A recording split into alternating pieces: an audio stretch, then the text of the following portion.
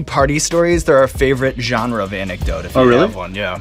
Wow, okay, I've got a lot I can't tell. Build software to fight human children. And that's our core mission. Ashton Kutcher taking the stand, testifying against a man accused of being a Hollywood. The recent spotlight on Sean Combs, with increased scrutiny from both the authorities and the public, seems to have drawn more people into the drama surrounding him. Ashton Kutcher, a longtime friend of Combs, appears to be the latest celebrity caught up in the mix. Their bond dates back to the early 2000s when they were both heavily involved in producing shows for MTV. Kutcher, fresh off the success of his show Punk'd, received a call from Combs, and they soon found themselves tackling the New York City Marathon together. And he came over and I was like, I'm going for a run. He was like, oh, I'll go for a run with you. Since then, their friendship has been strong. However, recent events have thrust Kutcher into the spotlight alongside Combs due to some past remarks resurfacing. During an interview on Hot Ones, Kutcher was questioned about his friendship with Combs and the infamous parties he was known for throwing. While Kutcher's response was initially overlooked, it's now being revisited in light of the mounting accusations against Combs. Ashton notably sidestepped the question, implying there were aspects he couldn't openly discuss. He cryptically hinted at this by stating, "I've got a lot I can't tell," before pausing to consider. "I can't tell that one either. Back then, it seemed like harmless fun, just two friends sharing a laugh. But now, with federal agents raiding Diddy's residence in connection to a human trafficking probe, people are scrutinizing Ashton's previous comments. They're questioning whether he might have known more about those parties than he revealed.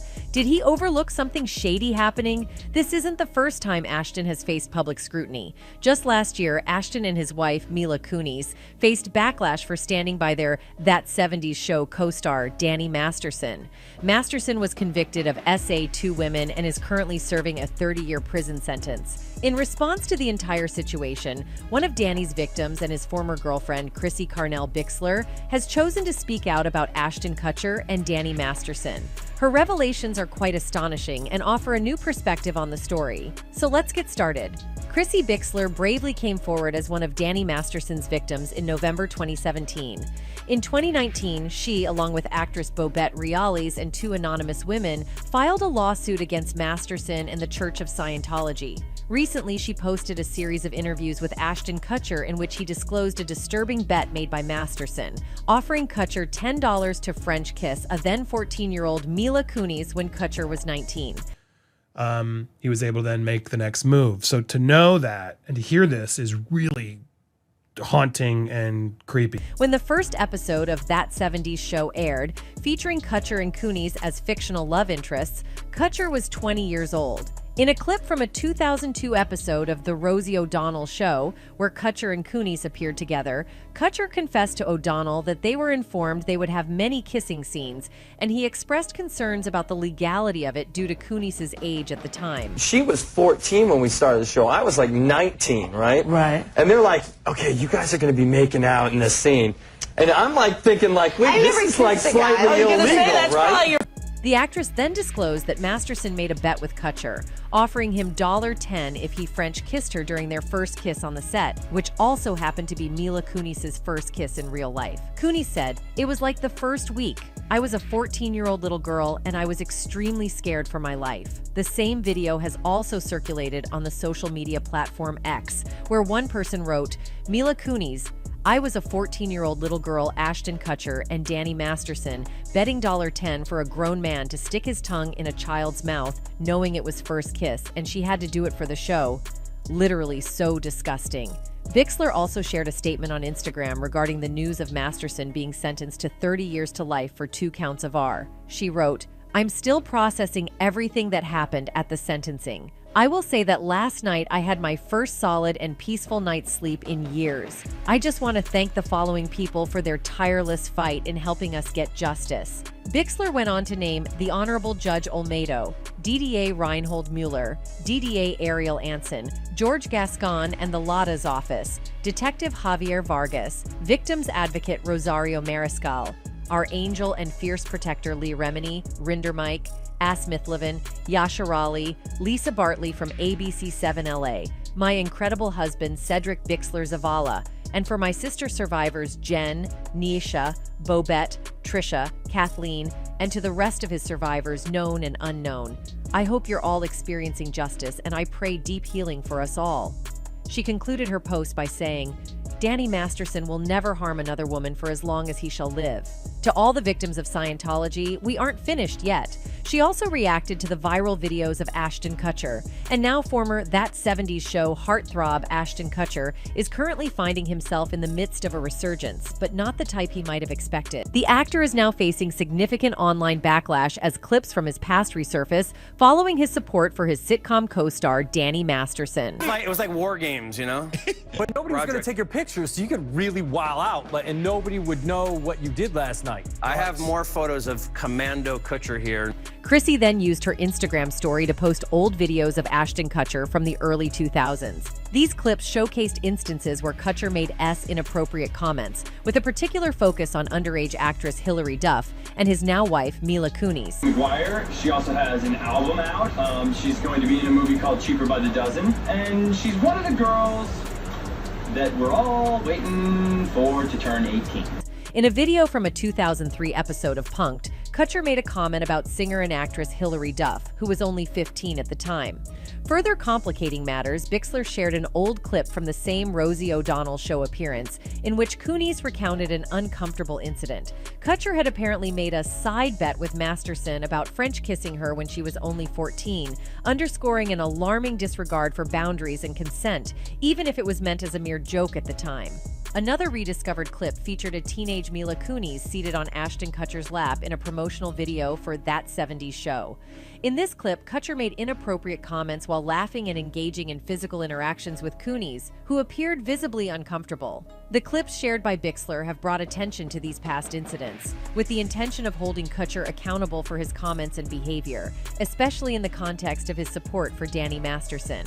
Bixler has even drawn parallels between Kutcher's behavior and that of Masterson, who was convicted of R. The controversy surrounding Kutcher and Kunis reached its climax when they wrote supportive letters for Masterson before his sentencing. In these letters, they praised Masterson's character and conveyed their belief that he did not pose an ongoing threat to society. These statements ignited widespread public outrage as they appeared to downplay the severity of Masterson's crimes and undermine the voices of the victims. Kunis, who is now married to Kutcher, emphasized Masterson's role as a husband and father to his daughter, portraying it as truly exceptional. She also credited Masterson for his unwavering commitment to discouraging substance use. She wrote in her letter, "Throughout our time together, Danny has proven to be an amazing friend, confidant, and above all, an outstanding older brother figure to me. His caring nature and ability to offer guidance have been instrumental in my growth both personally and professionally. Witnessing his interactions with his daughter has been heartwarming and enlightening." She further added, "He prioritizes his family, education, and happiness above all else, demonstrating his unwavering commitment to being a loving and responsible parent. As a father, he leads by example, instilling in her values that reflect integrity, compassion, and respect for others." Kunis also wrote about Danny's influence over her. She wrote, "His influence on me in this regard has been invaluable. In an industry where the pressures and temptations of substance use can be overwhelming, Danny played a pivotal role in guiding me away from such destructive paths." Kutcher expressed similar sentiments in his letter to the court, describing Masterson as an excellent role model and a dedicated and loyal husband. In contrast to the depiction of Masterson as a by his victims, Kutcher recounted an incident where Masterson bravely came to the defense of a vulnerable woman.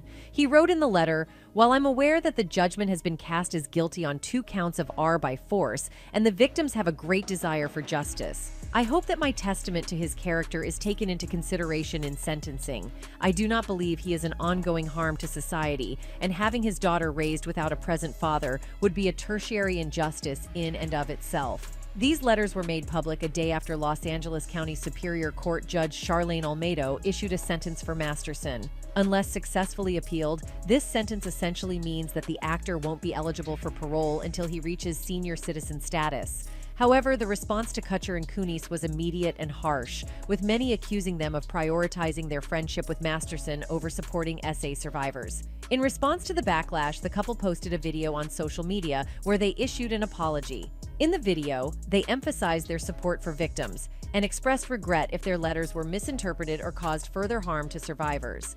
One person wrote, "They are both gross. They aren't sorry. They are pissed off that the letters went public.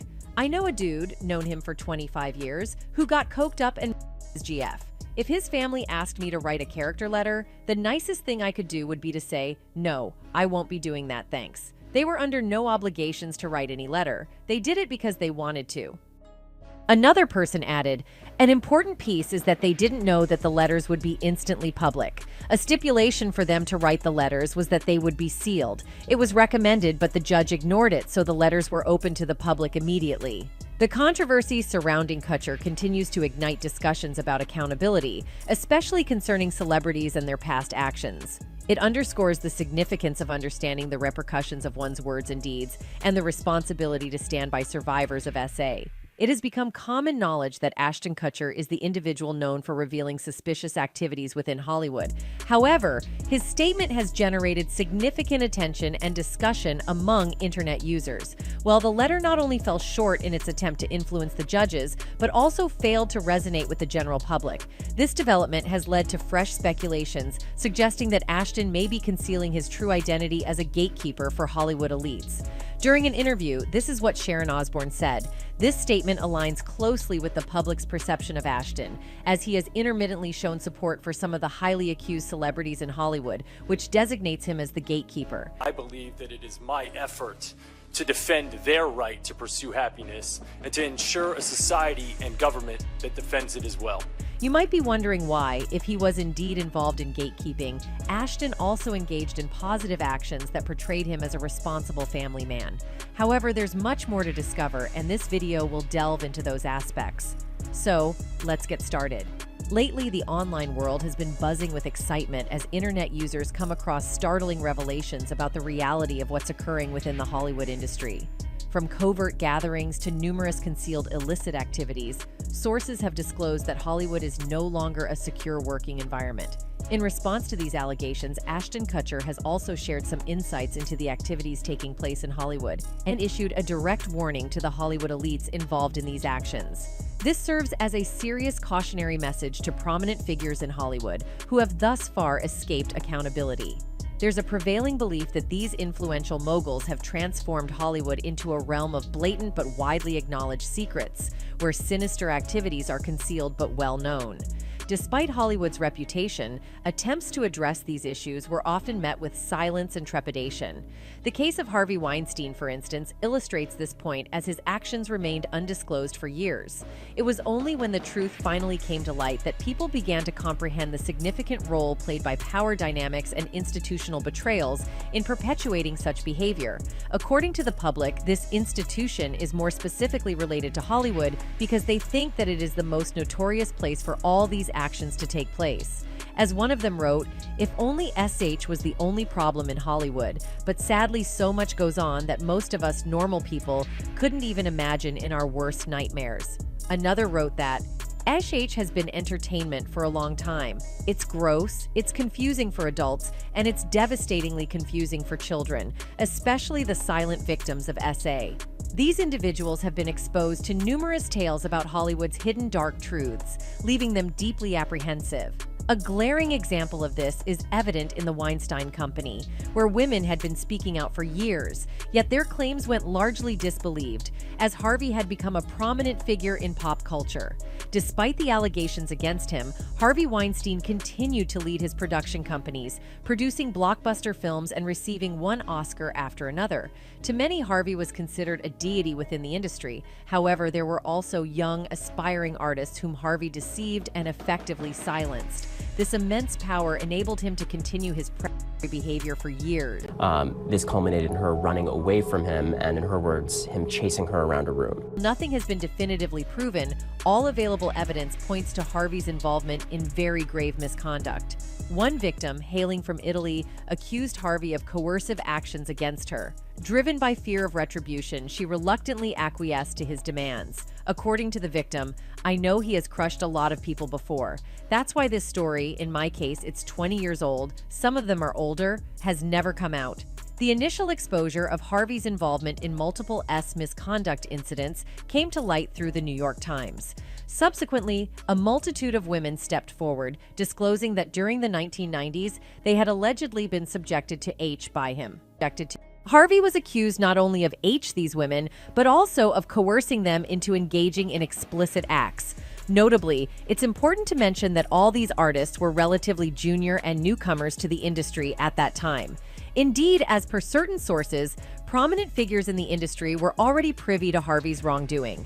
When Ashton openly supported Danny Masterson, it drew significant attention and raised questions among the public and media alike.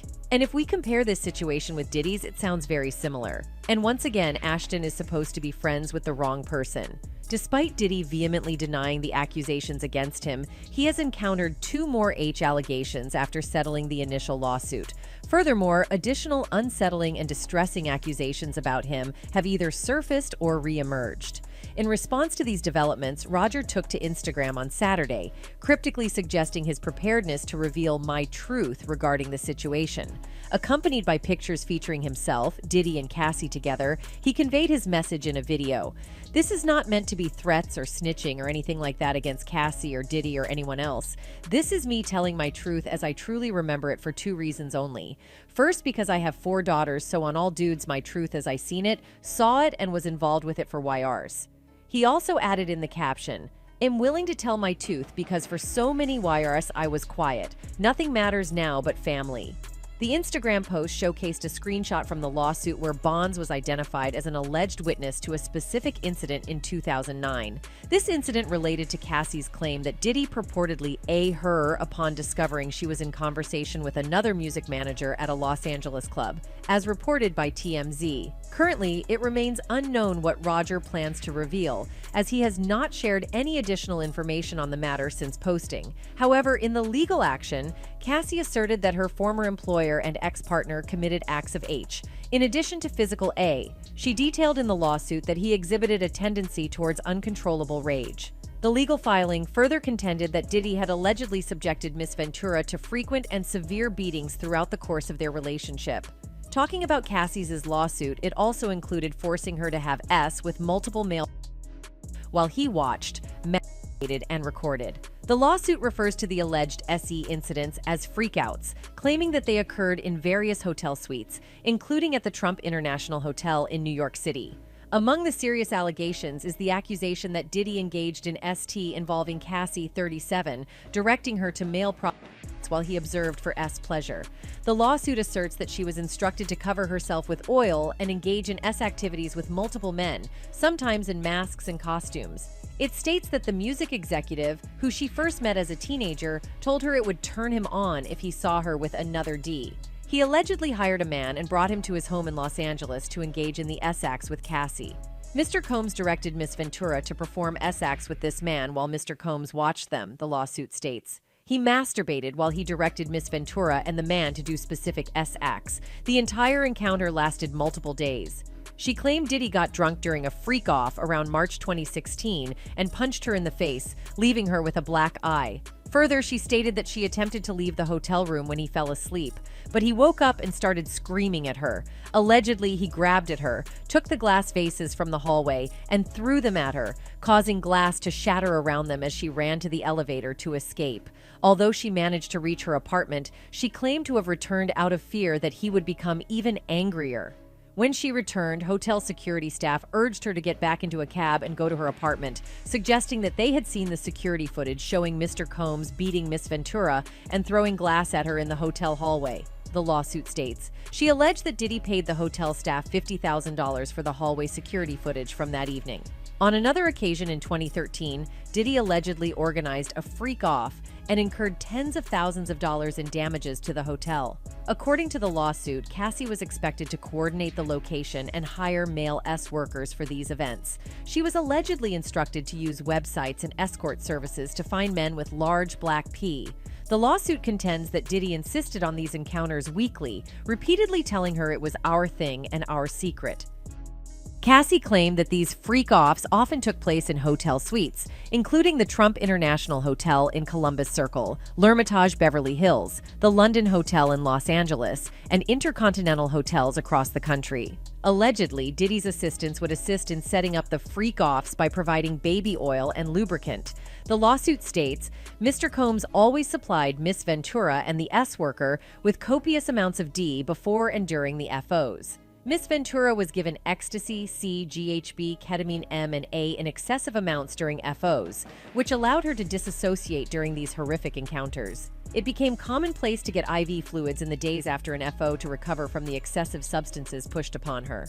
She claimed Diddy would ask her to pour excessive amounts of oil over herself before he instructed her and the S-workers what to do. Mr. Combs would say things like, "Grab that big black D and ask her how does it feel," as he directed her to perform for him, the lawsuit states. Diddy allegedly used his phone, laptop, and tablet to film the freak-offs, treating it like a personal art project and adjusting the lighting. Cassie stated that she deleted photographs and videos of the S-acts if they were taken on her phone, but she claimed Diddy told her he kept many. The lawsuit further claims that he arrested her in September 2018, alleging that he forced his way into her apartment after dinner in Malibu, California. He allegedly tried to kiss her before forcibly removing her clothes and unbuckling his belt. He proceeded to arrest Miss Ventura while she repeatedly said no and tried to push him away, the lawsuit claims. Following this alleged incident, Cassie said she took steps to completely separate herself from her longtime R. She eventually left the home he paid for and returned the car he purchased for her. But Cassie said she suffers from immense emotional distress from the immense trauma endured over a decade with Mr. Combs. Cassie said that although she has fully escaped, Diddy, the harm that the A and SA he caused her to experience for nearly a decade, will forever haunt her. The lawsuit claims she has required intensive medical and psychological care to recover from trauma she lived through. She is seeking unspecified damages. The lawsuit is brought under the Adult Survivors Act, which is a New York law allowing people to file claims even after the statute of limitations has run out. The suit said, with the expiration of New York's Adult Survivors Act fast approaching, it became clear that this was an opportunity to speak up about the trauma I have experienced and that I will be recovering from for the rest of my life. Diddy has made a name for himself in the music industry. Previously, he was known for his music production and the amazing artists he managed. But recently, he's getting known for his S-adventures a lot more than his music. It seems like Diddy is rather fond of pursuing young men from the industry, and he has a specific method for it, luring them into his car for S. How does Diddy do that, and how did he get exposed for it? You're about to find out now. You will definitely be upset. You will definitely be upset because you will be outdone. Diddy likes to portray himself in the public as a dedicated father and family man, but his private activities show an entirely different picture of the music producer. Many incidents have been revealed where Diddy would purposefully go after young straight male rappers. He would force them into performing S-acts on him. The rapper Jaguar recalls one such incident where someone walked in on Diddy, making the new singer Christopher Williams go down on him. The door wasn't locked, so she didn't think twice about just walking in. And when she walked in, she saw Christopher Williams performing fellatio on Puff. Now, Diddy has never openly admitted to his attraction to men, but he's also unafraid of being caught acting his fantasies out. In fact, in private parties and events, he very openly acts gay. He has been involved with a lot of seemingly straight men along the years. In one of Will Smith's infamous parties, the famous gangster Keef D had quite a bit of a shock. He never imagined Diddy, with a wife and kids, and Tupac, with his endless string of girlfriends, would be interested in each other. Puff and Tupac was like a couple, it seemed like to me. It was just a lot of weird shit going on. And so Kutcher was with him from the beginning. That is why people are suspecting that he may have some freak-off footage of Diddy, which can appear to be more difficult for him. That's it for today. See you in the next video. Until then, goodbye.